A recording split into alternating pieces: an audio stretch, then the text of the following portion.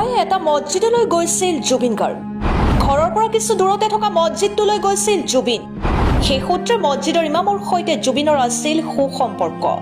মছজিদৰ চৌহদত প্ৰৱেশ কৰিয়ে চাদা মলিছিল জুবিন গাৰ্গে। মৃত্যুৰ কিছুদিনৰ আগতেও ভগদত্তপুৰৰ মছজিদৰ ইমামৰ সৈতে চাদা এপালি খাইছিল জুবিন গাৰ্গে। সেইজন ইমামে টকা পইচাৰ অসুবিধাৰ কথা কেতিয়াবা জুবিনক কৈছিল। তেতিয়া প্ৰাণৰ শিল্পীজনে ইমামক নিসংকোচে দিছিল কেইবা হাজাৰ টকা। এইবাৰ ঈদ পাতিবলৈ ইমামক ধন দিছিল জুবিনে। ঈদৰ বতৰত মছজিদৰ চৌহদত সোমাই চাদা মলি আছিল জুবিন গাৰ্গে। তেতিয়া ইমামে জুবিনক মাতিলে। জুবিনেও ইমামৰ খবৰ ললে। ঈদ পালেহি বুলি কৈ জুবিনে ইমামক উপহাৰ হিচাপে দিলে 40,000 টকা। আচৰিত হৈ ইমামজনে ইমান টকা কিয় দিলে বুলি জুবিনক প্ৰশ্ন কৰিলে। তেতিয়া সেয়া ঈদৰ উপহাৰ বুলি ক'লে জুবিন গাৰ্গে।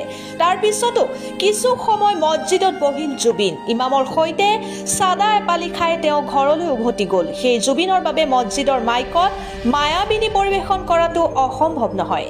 যি জুবিনে ঈদৰ উপহাৰ হিচাপে ইমামক 40,000 টকা উপহাৰ দিব পাৰে, তেওঁৰ দৰে মহানায়কৰ বাবে সকলোৱে পাহৰি যাব পাৰে ধৰ্মীয় বাধা।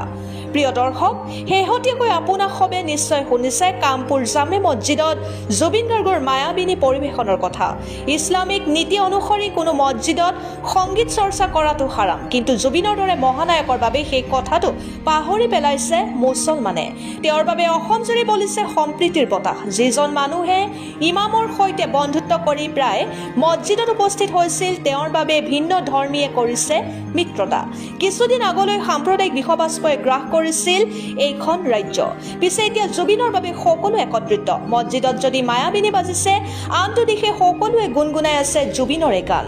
শেহতীয়াকৈ অসমৰ এজন বিশেষ নেতাই মুছলমানক মছজিদত মায়াবিনী বজাই জুবিন গাৰ্গৰ প্ৰতি আনুগত্যৰ প্ৰমাণ দিবলৈ আহ্বান জনাইছিল। সেইটো প্ৰত্যাহ্বান গ্ৰহণ কৰিলে কামপুৰ জামে মছজিদ কৰ্তৃপক্ষই।